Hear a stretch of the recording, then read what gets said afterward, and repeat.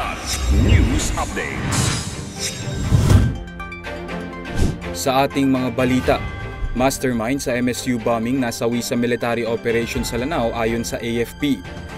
Higit 4 na milyong halaga ng shabu nasabat sa magkahiwalay na buy-bust operation sa Negros. At voters ID pinag-aaralang ibalik ng COMELEC. Ako po si Cesar Sorian, kasama ang buong puwersa ng Kidlat News Channel para ihatid ang mga nangungunang balita sa buong kapuluan.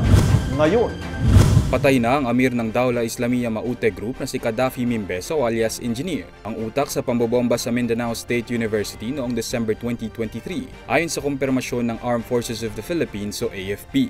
Sa pahayag ng AFP ngayong araw, kabilang si Mimbeso sa 9 na teroristang nasawi sa isinagawang military operation sa Lanao del Sur noong January 25 hanggang 26 ngayong taon.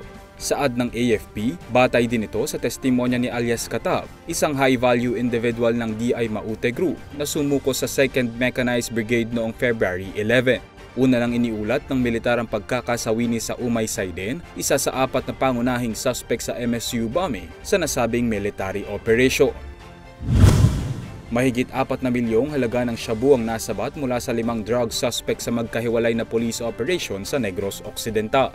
Ayon sa ulat ng Police Regional Office 6, timbog sa buy-bust operation ng isang high-value individual na kinilalang si alias Faye, 56 na taong gulang, pasado alas 10 ng gabi nitong Sabado. Nasamsam sa kanyang tinatayang 312 grams ng shabu na nagkakahalaga ng mahigit 2 milyong piso. Samantala, nasabat din ng pulisya ang mahigit 2 milyong pisong halaga ng shabu mula sa 4 na kalalakihan sa San Carlos City, Negros Occidental. Kinilalang mga suspect na sina alias Carlos, alias Julius, alias Alexis at alias Ray, kung saan nakumpiska sa kanila ang 18 pakete ng shabu na nagkakahalaga ng 2.06 million pesos.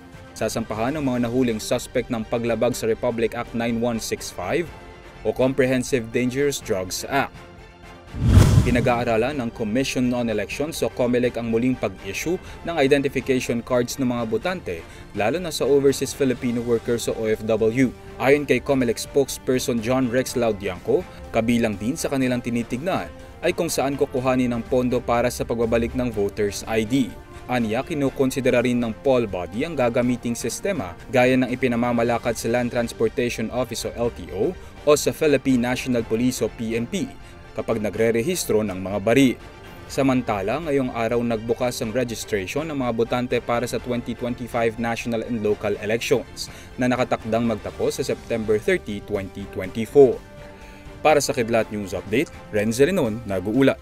atin niyo pong natunghayan ang mga headlines sa nakalipas na mga oras. Manatiling nakatutok para sa susunod na mga updates at breaking news. Ako po si Cesar Sorian, kasama nyo sa bawat pagputo ng balita.